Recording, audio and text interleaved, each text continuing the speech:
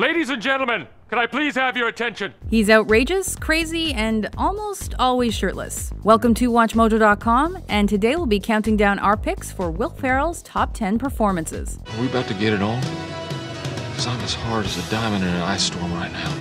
Number 10. Brennan Huff, Step Brothers.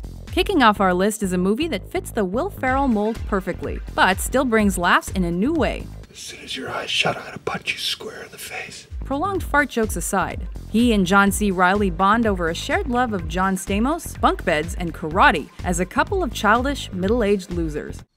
What? Did we just become best friends? Yup! This movie proves that Ferrell's comedy is rooted in the fact that he's just a big kid. I'm gonna take a pillowcase and fill it full of bars of soap and beat the shit out of you. Number 9. Chaz Reinhold, Wedding Crashers. What the f do you want? This entire film builds to the moment where the legend who invented wedding crashing shows up on screen, and Ferrell is that mentor, guru, and sage all rolled into one silk robe. His uncredited cameo may only be a few minutes long, but it's some of the movie's most memorable material. Ma, the meatloaf! You thought picking up desperate women at a wedding was bad. You met her at a funeral. Yeah. Dude died in a hang gliding accident. What an idiot. Number 8. Chaz Michael Michaels, Blades of Glory. Here's another Ferrell film with an over-the-top story that's just silly enough to keep us in stitches. You an official here? Because you have officially given me a boner. As a trash-talking drunken sex addict, I'm a sex addict. Ferrell is the fire to John Heater's ice when he dons a pair of skates and a skin-tight unitard as half of an all-male figure skating duo. Michaels and McElroy are a freight train from hell, okay? We're going straight up the ass of the competition, Scott. Woo, woo! However, we'll never look at wizards the same way again. You drunk? No. But this ought to do it.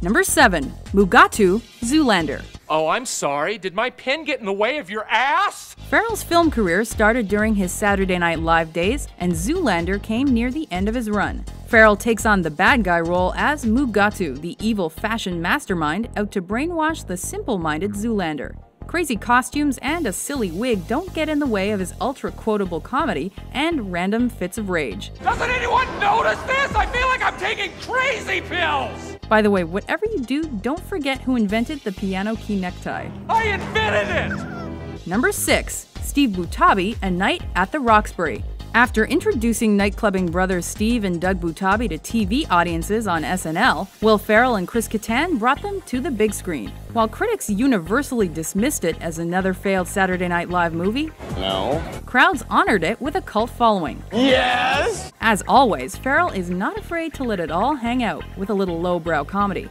But seriously, can you hear that song without bobbing along? I broke the window again. Number 5. Ricky Bobby, Talladega Nights, The Ballad of Ricky Bobby. This faux biopic sees Ferrell target NASCAR culture with one of the most outrageous of his many, many characters. Talladega Nights benefits from excellent casting on all accounts, and Ferrell is no exception. Why do you want to listen to the TV with the stereo on? Because I like to party. Southern accent, cocky swagger, idiotic expressions. Where have we seen this before? As of what, about 7 weeks ago, I'm now George W. Bush, former President of the United States. Plus, how many times have we seen Ferrell running around in his underwear? May the dear Lord baby Jesus save you. Look, I like the Christmas Jesus best, and I'm saying grace. Or Tom Cruise. Tom Cruise using witchcraft on me to get the fire off me! Number 4. Harold Crick, Stranger Than Fiction. Most of the movies on this list prove that Ferrell is a comedy genius with no shame. But this is the one that proves he can actually act. As a by-the-book IRS agent who discovers he's the character in a novel, he shows his quieter, more pensive side. Harold wasn't prone to fantasies, and so he tried his best to remain professional, but of course failed. You keep expecting him to break into classic Will Ferrell screaming, but this movie is way too smart to let that happen. Number 3. Buddy, Elf. Looks like a Christmas tree. Remember when we said Ferrell was a big kid? Well, never does his childlike wonder work so well as it does here. Ow! Anybody else would be downright creepy as an adult male who thinks he's one of Santa's elves, but even at 6'3", he's the only man for the job. Ferrell's charm makes this movie a modern Christmas classic that will be on the holiday rotation year after year. Number 2. Frank the Tank Rickard, Old School. From childlike innocence to flat-out insane. That's the beauty of Will Ferrell. Who better to lead the frat pack as they take on frat life than this guy? You're my boy, Blue! You're my boy. Actually, Ferrell's role is technically a supporting one, but he steals every scene he's in. You're crazy, man. And will stoop to any level to do it. I like you, but you're crazy. Although he'd been in a few movies before this, it was Old School that solidified his film career. Yes, even with the streaking. We're going streaking! Yes!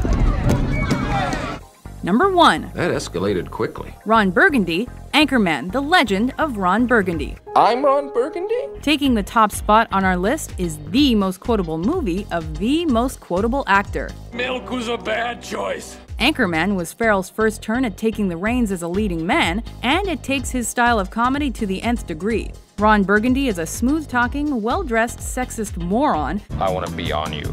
but a lovable guy deep down, even if he doesn't know what San Diego means. Which of course in German means a whale's vagina. You stay classy, Will Ferrell. Nice work, everyone. Sharp broadcast. Will Ferrell is such a beloved comedian, he's got enough movies for 2 lists. Be sure to tell us which of your favorites we've left off at WatchMojo.com. So I guess it's really over. I'd say you trying to bury me alive pretty much did it.